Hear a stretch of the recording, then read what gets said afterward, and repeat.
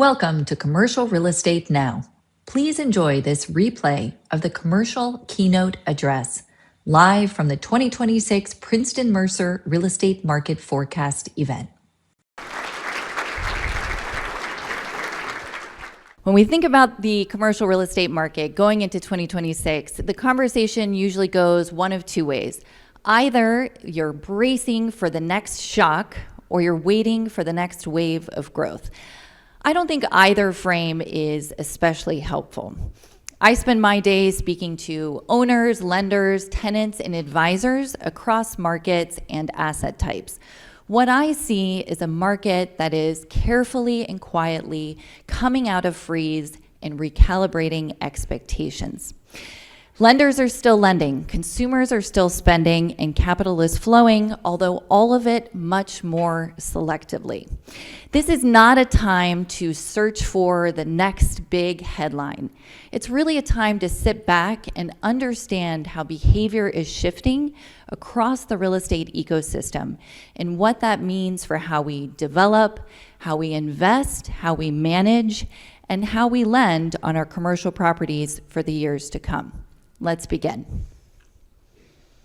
This is a brief look at what we're going to cover today. We'll start with economic overviews as it relates to commercial real estate. It will be brief.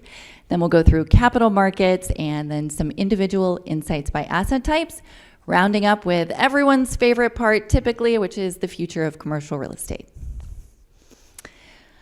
Okay, economics. The economy right now can best be described as mixed. On one hand, we have deregulation of business, and we have stable and hopefully decreasing interest rates. Both of those factors are growth positive, but it's not igniting growth like you would hope. Really, the main benefit is it's reducing friction so that when conviction exists, capital is moving more freely. Now, on the other side, of course, we have continued supply chain disruptions. We have some political excitement, let's say, and we have ongoing tariffs and trade uncertainties. All of those factors are inflationary, although in the short term. Now, one sort of secondary effect that we're seeing is supply is actually moving to some manufacturing corridors, some trade hubs, and secondary markets that are actually outpacing top-line demand because of the shifts in the supply chain logistics. So one small bright spot there. To the positive, we are most encouraged that real estate fundamentals are stable, and that's what we need for a market to really heal and move forward. So the underlying real estate fundamentals and price stability is what we're pointing to for true long-term growth. This is CBRE's 2026 house position. We're going to go point by point. So number one, GDP. We are expecting GDP growth to be sluggish. I don't think this is a huge surprise to anyone. What's interesting is low growth environments are typically not a true headwind for commercial real estate. What we see in low growth environments is something called dispersion, where the attention and the activity is more closely tied to the prime assets and the gap between prime and subprime widens. This is also the part of the cycle where pricing resets tend to complete. When we look at inflation, it has been sticky, as Lawrence mentioned. We're predicting the year average comes in at 2.5%. And obviously, inflation coupled with unemployment is going to be the Fed's big focus under their dual mandate, as it has been for the last few years. Looking at job growth, it is sluggish. Again, I think we're all in consensus here. We're predicting job growth of only 0.3%. And large employers are slow to hire and fire. We saw some significant corporate layoffs in 25. I think that will even out this year. But we do expect some minor impacts from the integration of artificial intelligence, which unfortunately will hit the newer entrants into the job market the hardest. Because of the low growth and potentially some more attrition, we are expecting the unemployment rate to tick up modestly to 4.5%. Now, your lending rates, we think the Treasury yield will come in at about 3.9%, but what you all probably care about more is the federal funds rate. We think the conditions will tip towards weakness in the labor market in the second half of the year, so inflation will stabilize a bit and labor will become even more of the concern, which will lead the Fed to cut rates 2 times. I think Lawrence said 3, so we're going to have to fight over that one at next year's consensus here.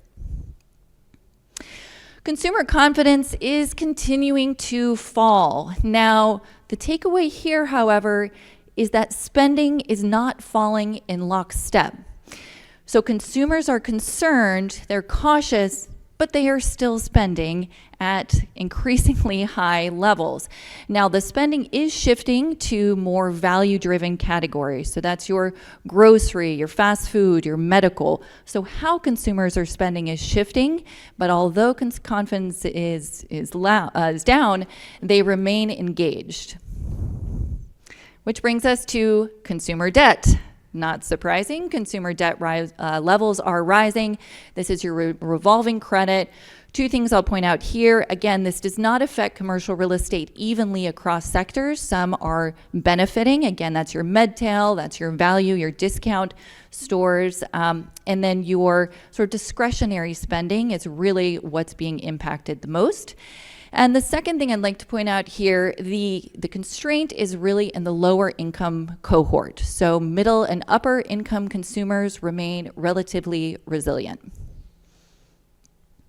On to capital markets. When CBRE talks about capital markets, that is both lending and transactions. It can be a bit confusing. So we'll start with the long-term borrowing rates. You've all heard the phrase higher for longer with interest rates. We are now going to say higher for the foreseeable future. As you can see in our prediction, we think long-term borrowing rates will be 3.9 to 4.0 for as long as we are able to forecast out. Now, again, this is the 10-year Treasury on which interest rates are based. All that negativity aside, we do expect investment volume to be up significantly. 25 was better than 24, and we're expecting 2026 to have an increase of 16% transaction volume across all asset types year over year. Now, that is not because we have this overwhelming optimism in the economy or overwhelming optimism in the market. It's because we finally have clarity. And what commercial real estate really needs to free up is pricing clarity. We need to understand risk and be able to price it accurately across the ecosystem, and that finally is becoming the case. Investment volume by buyer type. This is a pretty telling set of statistics. So private clients were net sellers over the last year, up 14.2% to the sales side over the year prior.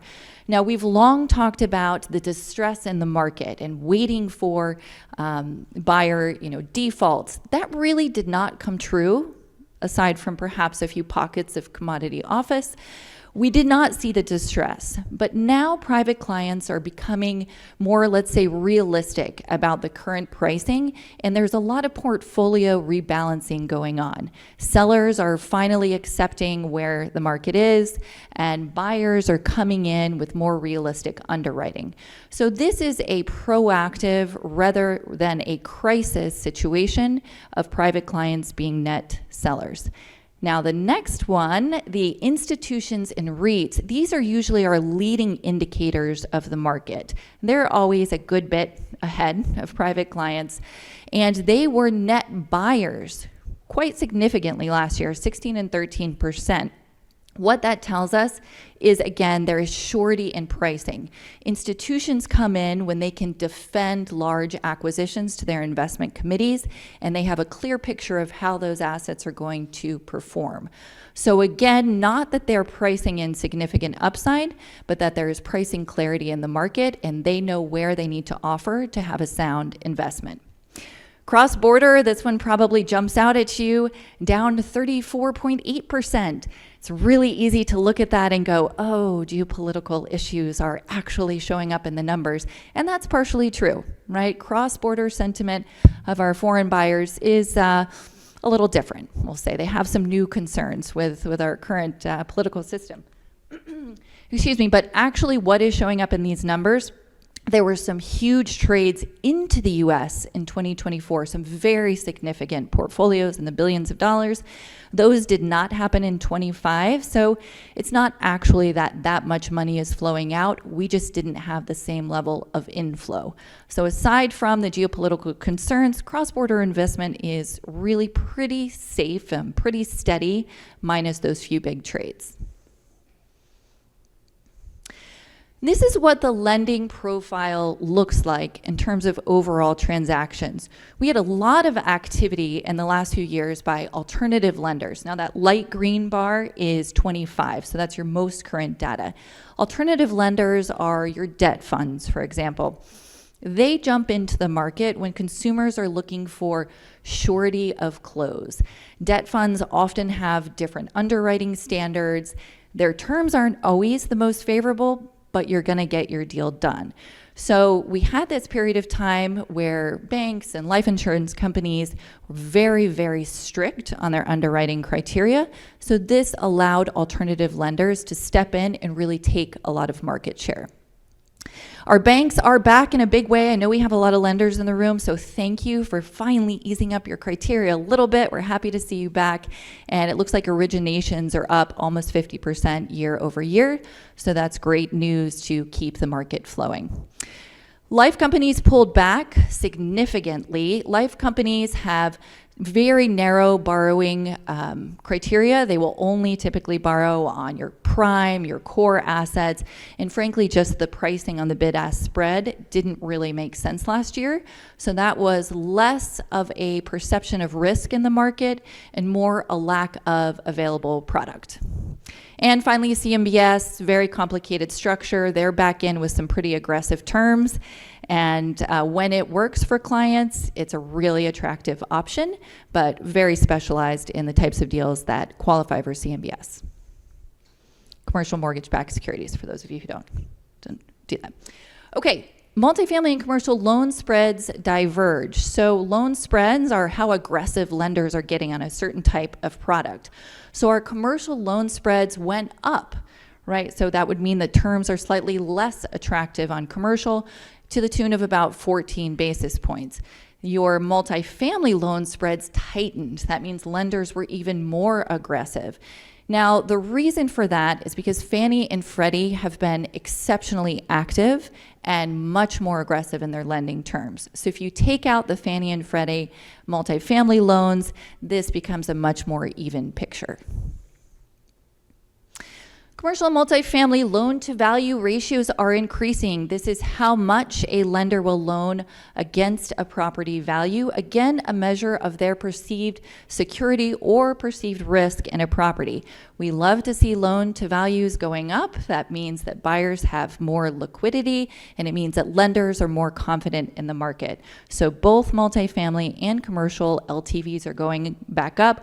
We're not where we were at the peak of the cycle, but we're getting back into that 60.9% for commercial and 66 to 67% loan to value on average for multifamily.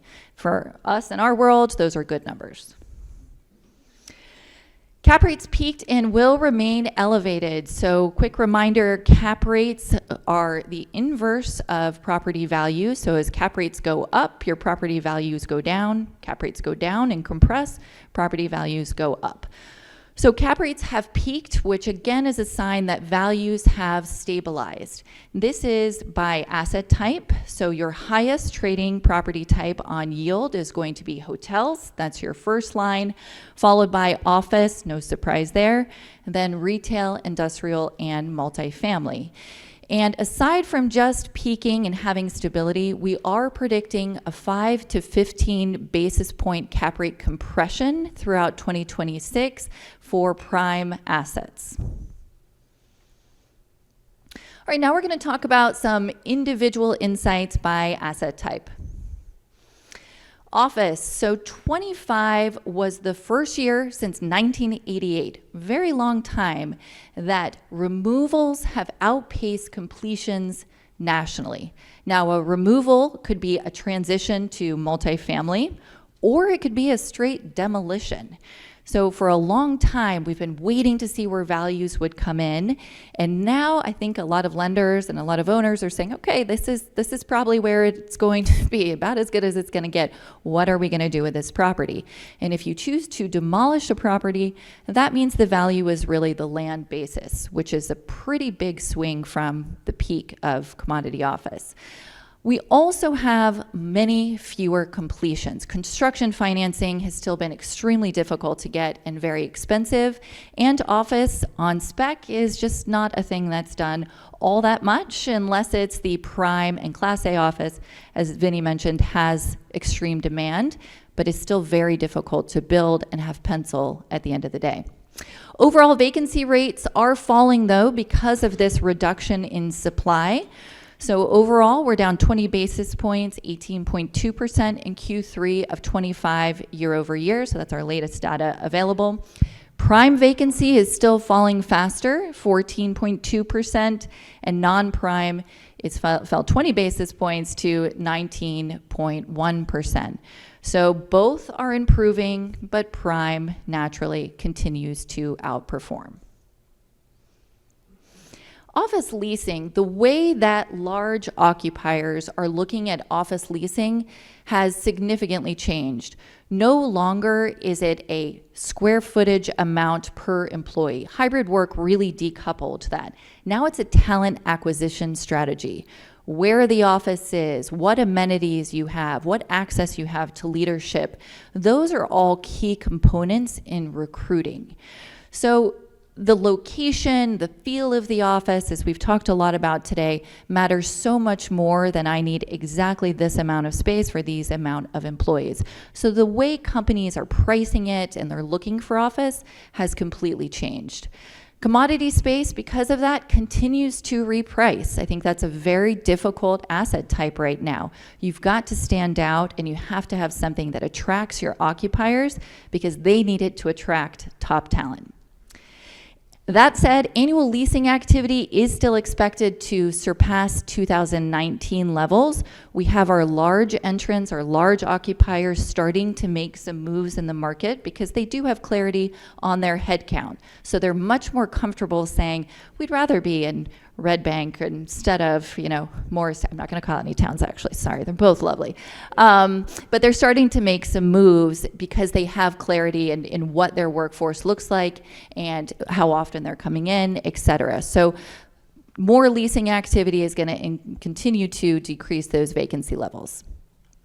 We are still seeing the main focus, though, on core business districts and the cities that have more constrained supply and also have the focus on the core business districts are going to outperform for rent. Some markets to call out: Manhattan, San Francisco, Dallas, San Jose, and Charlotte are expected to lead rent growth in office this year.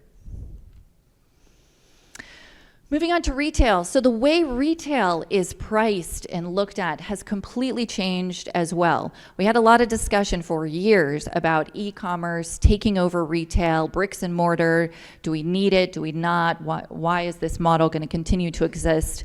What we found is that even though e-commerce is rising, it's about 16% of all retail sales now, the cost of consumer acquisition for a retailer is significantly higher online than it is in bricks and mortar.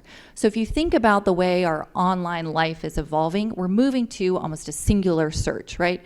You ask AI a question or you ask Google and you get the answer, or maybe 2 answers, but you're not going through 10 pages to find the shirt that you want or whatever item it is that you're looking for. So it's very, very difficult for retailers to not only reach the consumer, but then get the sale and get the brand loyalty and have them keep coming back.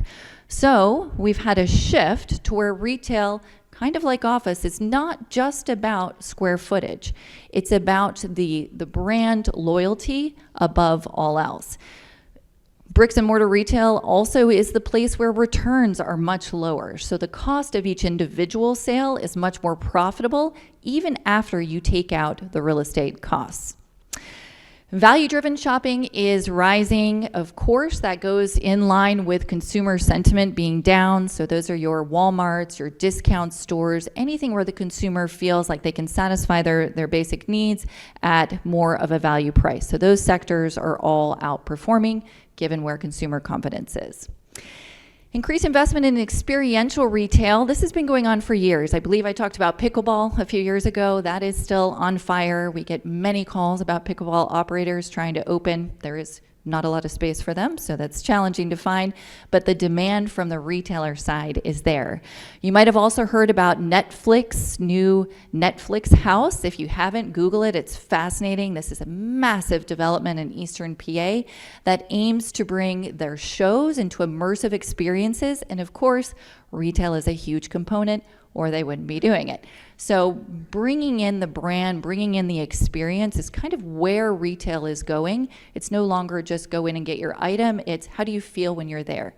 How do you connect to that company? And how do you spend more when you're there because you feel a part of something bigger? So experiential retail continues to be a focus for brands, even ones that you wouldn't think of it. Dick's, for example, did Dick's House of Sports, and they're expanding that concept as well, where you can go and rock climb, you can experience the sports. And again, it's connecting you to that company so that when you need something in sporting goods, you're gonna think of them. Retail, commercial real estate dynamics. New development is still very challenged. Construction financing is expensive across all asset types. And frankly, deals just don't pencil. Rents have gone up, but not enough to cover all of the increased costs. So what we're seeing with development is really build-to-suit development being the main focus. Builders will come and develop if they have the tenant in hand, and likely the lease is already fully negotiated and signed. That part of the market remains very active. Your spec development is almost non-existent. Availability is expected to remain stable at 4.9% in 2026. We had some large retail bankruptcies in 25. We had Bed Bath & Beyond, we had Party City, we had some big names that gave back a lot of space. We don't see that in 26. We don't see any large-scale bankruptcies, so supply is going to remain muted. At the same time, retailers are still pushing to expand, although thoughtfully. They're not willing to go anywhere just to open a new store, but they want to go where their consumers are, where the demand is, because as they have more data, they're able to be more selective on markets. And unfortunately, the supply in a lot of these key areas just isn't there, which is causing a lot of competition for space. And we think that will really level off vacancy and keep it pretty stable. Rent growth is going to remain moderate. We think there will be some rent growth overall, but again, everything is going to be pretty in stability this year, so shouldn't be any large swings either way. Industrial, kind of the same story. Spec development is all but non-existent. We're seeing build-to-suit development be the focus as occupiers have much more specific requirements, and there is an influx of vacant first-generation space. We had a lot of development the last 2 years, and frankly, things have shifted a bit to 3PLs and the industrial suppliers wanting to be closer and closer to the consumer to facilitate same day and next day delivery. So some of those large scale products are actually sitting vacant. Will it be like that forever? No, I don't think so, but we have a bit of time while the demand catches up with supply and industrial. Construction financing still difficult to obtain. If anyone can solve this, I think you're going to make a lot of money because as you can see, it's coming across all of the asset types. Main things in industrial will continue to be labor dynamics. They need a stable workforce, and labor dynamics are shifting in many of our markets, as we know. So understanding the underlying availability of labor is top of every occupier's mind. Power availability is another big one. With the rise of data centers, we're really seeing increased demand for power. So they want to make sure wherever they're opening, they have enough power, they control that power, and it's not going to skyrocket in cost immediately after they take occupancy. Transportation efficiency and closeness to the consumer is really the key thing as distribution demands get faster and faster. And the last piece is sustainability. This used to be something that everyone just kind of talked about because it sounded good and you felt like it might help get your product approved, right, for some of the planning boards. Now the tenants are demanding it. The tenants are demanding more affordable power options. They're demanding sustainability. So, of course, especially if it's built to suit, the developers now have to focus on sustainability. So that is back in focus as a hot topic. Vacancy is going to stabilize about 6%. So we are expecting that the supply demand to come into balance. We do think there'll be about 5% year over year increase in leasing activity, largely driven by the 3PL or third-party logistics providers as companies are trying to de-risk their balance sheet. So they're taking distribution out of house as a way to de-risk and putting that on a company, 3PL, that's all they do. So most of the growth is not coming from the companies themselves. It's coming from the 3PLs that they outsource to. Renewals are going to be 35% of total volume. This is up significantly. It was only 24% in 2025. So landlords are prioritizing keeping current tenants because the market has somewhat evened out. For years, we almost hoped the tenants would leave because there would be a massive bump in rent when the next tenant came in. Now that has equalized a bit, renewals are back in focus. Multifamily, this is something you all know very well. High rates and high home prices are cutting affordability. This is actually good news for multifamily apartment owners because it's pushing more people to rent. Now, counterintuitive, I know it sounds, the current vacancy of 4.4% is expected to rise modestly in the coming quarters.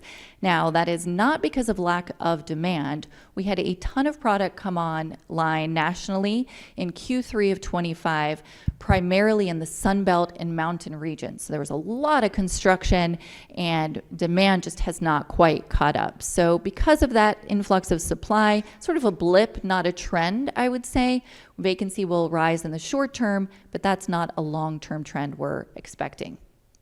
Rent regulation, feel pretty strongly about this one from a making deals work perspective. It is obviously a response to higher living costs. I think it has a wonderful end goal, but it makes projects very difficult to build. And because of rent regulation, especially in our area in the Northeast, a lot of landlords or a lot of developers are choosing not to build product because it just doesn't pencil. They need to make money at the end of the day or they can't build the project, so they're going to other parts of the country. So I think rent regulation is a problem in terms of increasing supply of housing. Investment volume continues to rise. We think we'll have a boost of about 7.5% year over year. Multifamily continues to be the darling of institutional investors for long-term stability and demand.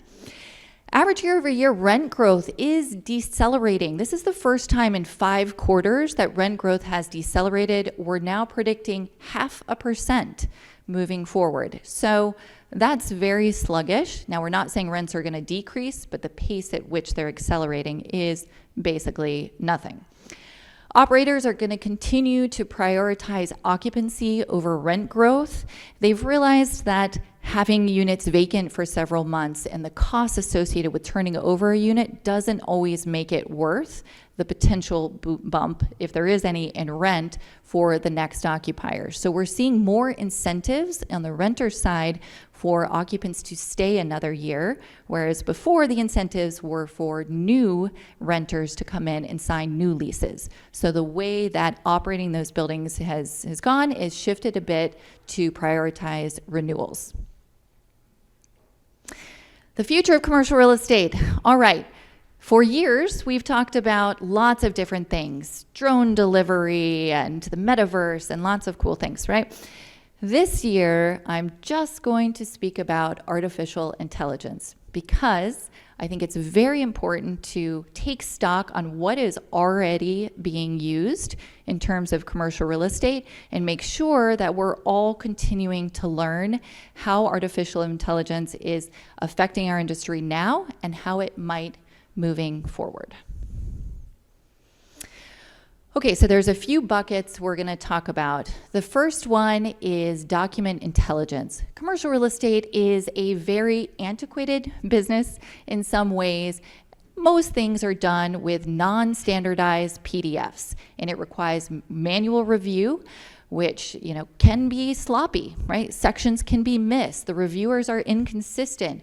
And it's very difficult to have efficiency in an industry where every document is written from scratch. We do not have standard contracts. We don't have standard leases. We don't have standard phase one reports. It's all very, very manual right now. So AI is improving quickly, very quickly, to be able to read these exceptionally complex documents and pull out sections that maybe are abnormal or maybe conflict with another document. So companies are starting to really invest in these systems as a way to really speed up workflow and make sure that the output is consistent and high quality. Now, with all of these tools, we can't endorse, or I can't endorse any specific tool from CBRE standpoint. I have tried some of them, not all of them, but I wanted to put specific tools and companies up there. So if you're interested in this concept, you at least have somewhere to go to start learning about it. This is by no means an exhaustive list. And probably the best way to understand AI, if you're starting to poke your toe in, is to ask AI, right? Here's what I'm trying to do. What's a good way to do it? It'll tell you. Don't worry. It's lots of opinions. Okay, the second one is generative AI. Is there anyone in here, raise your hand if you're not too embarrassed, who has not tried ChatGPT or Copilot, who has not tried a generative AI model? One.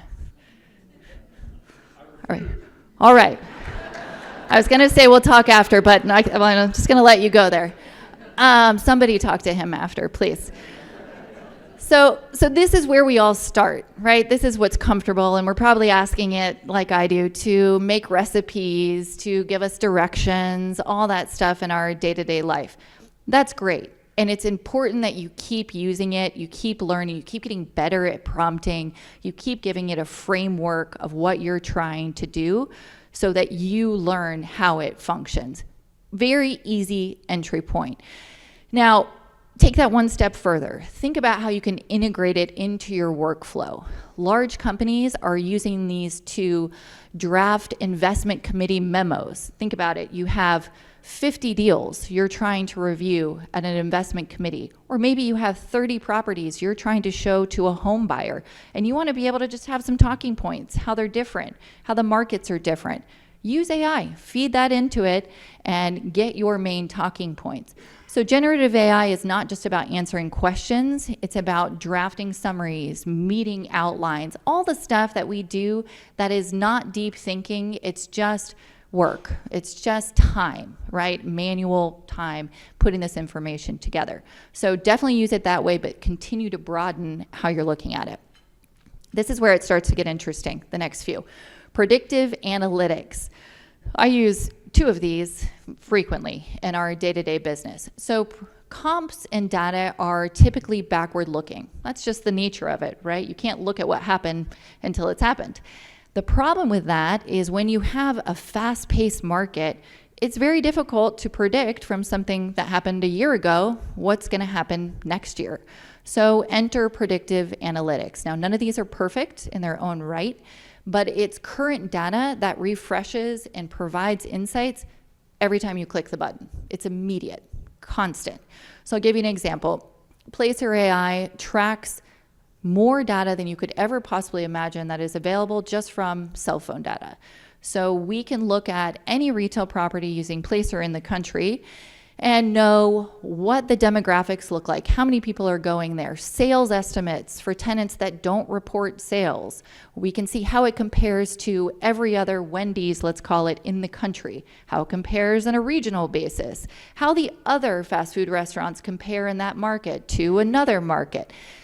It's amazing how much data is already available and how quickly it's improving. And the key with all of these predictive analytics is to not just say, well, that's truth, to say this is one more data point so I can advise my clients well, or I can personally invest with more certainty. So take all of these with a grain of salt, but start using them as you begin to think forward instead of reactive to the business. Asset management and operations. So when you have a large portfolio of properties, it's very difficult to figure out for a lot of operators where to spend money first, right? You're going to answer the problem that comes up in front of you immediately. But that's not always the right way to run commercial real estate. It causes tenant disruption. It causes unplanned expenses. Some of these are very large and can be quite impactful to your net operating income or your bottom line. So asset management AI is looking at the full portfolio and saying, here's probably all the costs, because it can do it instantly, of course, that this company might have over the next 5 years, 10 years, 15 years, 20 years. How can we best work those repairs and be proactive about managing our properties now so that it actually costs less and we don't have the tenant disruption? Similarly, energy management. When should we be running certain systems? How do we manage our energy at our office properties? That's one easy example. That is the most efficient. That's the most cost effective. So AI is stepping in for asset management in a big way. The last one, I find this absolutely fascinating. This exists right now. I've done a demo, mind-blowing. This is risk correlation modeling. So think about all the things you never would put together as being causation for an outcome and looking at them all at once to figure out how a property might perform. These are things like weather patterns, competing entrants into the market, deferred maintenance on the actual property that might stress tenants. This is the tenant's business model as a company. Are they expanding? Are they not? Look at all the tenants in the building and how they're doing corporately, right? And how all of these factors come together and might affect the true risk profile of a building. Now, we can look at all of this. We can spend our whole careers being experts in one vertical, warranted, right? But it's just impossible for anyone to take all this data over time and put it together. Now we can with AI. The key is going to be understanding the inputs and being an expert in our field so that we can interpret the output and make sure that anything that, perhaps is a little skewed is caught.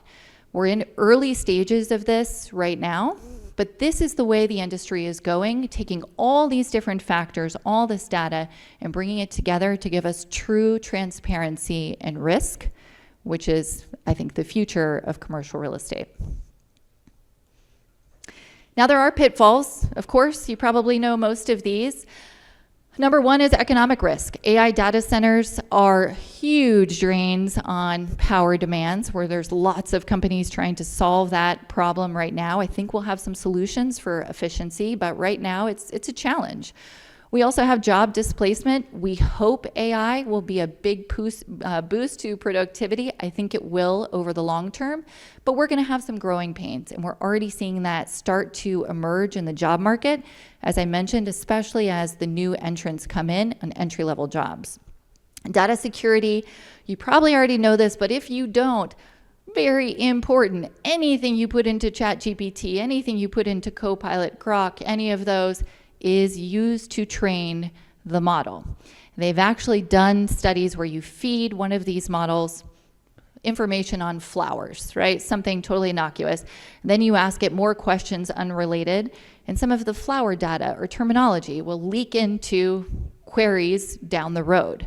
So everything is kind of mixed up in AI. So you want to be very careful with what data you give it, because if you're putting in some of your sensitive client data, you're putting in contracts, and you don't have a true closed model, it's very, very risky. So be careful. We at CBRE have a very tight, closed model, so we're able to use our own internal AI. We are not allowed to use any of the other AIs. That is not our internal locked system. So if you're at a big company, you probably already have that too. If you don't and you're starting to play around with these models, be very careful with anything that might be confidential. The last one is AI hallucination. I'm hoping this gets better over time, but as you've probably seen, since most of you are using these models already, it makes up stuff very confidently, including sources, right? How many of us really, if you're running, I want research on this town or whatever your topic is, how many of you, even if you ask for the sources, go to each of those source links and make sure they're real documents? Probably not many, right? It's a lot of work. It's like, good, few people. It's a lot of time, right? Sometimes those sources aren't real. So we're in this period where you're like, this is amazing, but what? Where did it come up with that, right? Just try, I said this a few years ago, try asking it about yourself and see if it comes up with anything that a transaction you didn't do or, somewhere you've never traveled to, whatever it is. So just be careful as we're in this growth phase. I mean, this is very much in its infancy. Be careful with the hallucination and make sure you're double checking all of your sources. Again, this will continue to improve, but right now, that's something we all need to be aware of. 2026, in summary, is a year of clarity. We have much more transparency on risk, and that's going to continue to be the case. When we have stability and transparency, that's when markets start clearing. That's when capital comes back in because there's predictability. It's going to be a year that favors the opportunity of prepared and careful underwriting and truly depth of examination of risk. If you'd like to learn more, you can go to CBRE Insights and download our 2026 market report, which has a lot of what I covered today and more. Feel free to check that out. Also, please join me on LinkedIn. Always happy to talk if I can be of help to anyone. And be sure to follow the podcast Commercial Real Estate Now for weekly insights. Thank you so much.